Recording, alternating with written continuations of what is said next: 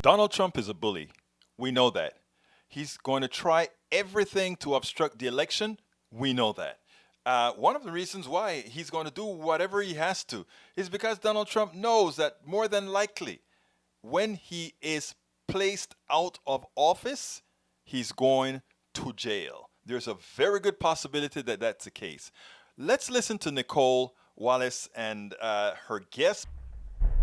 What if the damage is already done? What if it doesn't matter what Trump ends up doing, but he's already terrified people, he's already incentivized people, and I feel the same way about the mail-in voting. What if he's done all the harm he needed to do to have the impact he wanted to have? Well, I think, Nicolle, it's going to be impossible to answer whether he's done all the harm. I think the concern is right, and I'll say more about that in 1 second. But, you know, the reality is there's still the days between now and Election Day, and more importantly, the days between now and in every given state when their early voting starts, when you can get an absentee ballot, when you can do mail-in ballot. Those are all different dates, obviously, in the 50 states and the territories.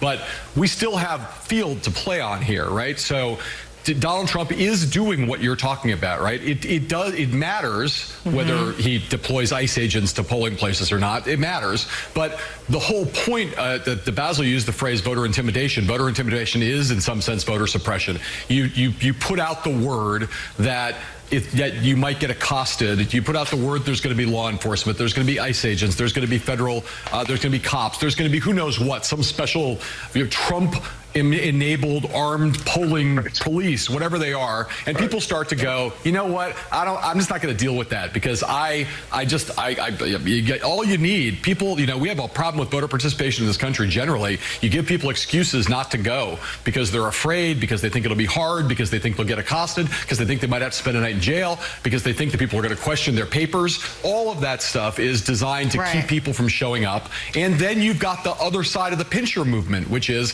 try to discredit mail-in voting. Try to make both the two ways you could vote. You've already got people worried about showing up at polling places because of the pandemic. Trump puts pressure on that, then tries to discredit mail-in voting, and you are just all across the board trying to drive down participation, trying to drive marginal votes out of the system. That's the other answer to the David Plouffe question, right? Change your win number by pushing down turnout and pushing down the vote. But the great thing is that between now and when the vote happens in any given state, there's still, this fight is real. It's now, right? So that's the job for Democrats and for anybody who cares about having a free and fair election in America where everyone who has a right to vote votes.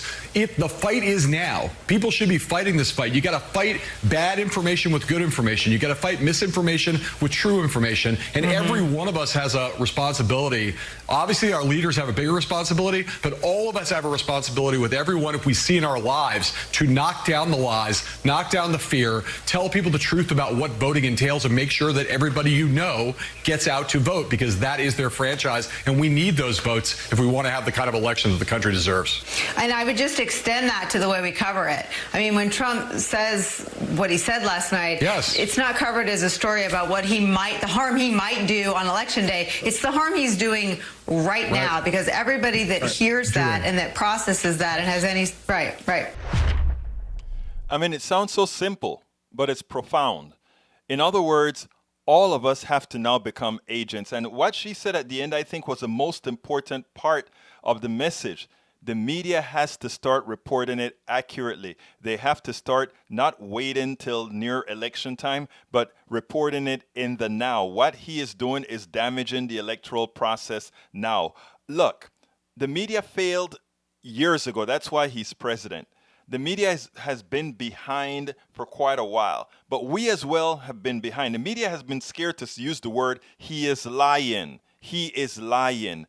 It's just now they're comfortable saying it because he has so many not scores of lies, thousands of lies. So they're okay now with saying he is lying. But we the people, there are enough of us who know the truth, instead of disengaging from those who we consider, well, they'll never change or they're just indoctrinated. We have to keep the pressure on, and we have to do it in a manner that connects with these people. There are ways to do that. There are ways to talk to people, to connect to them.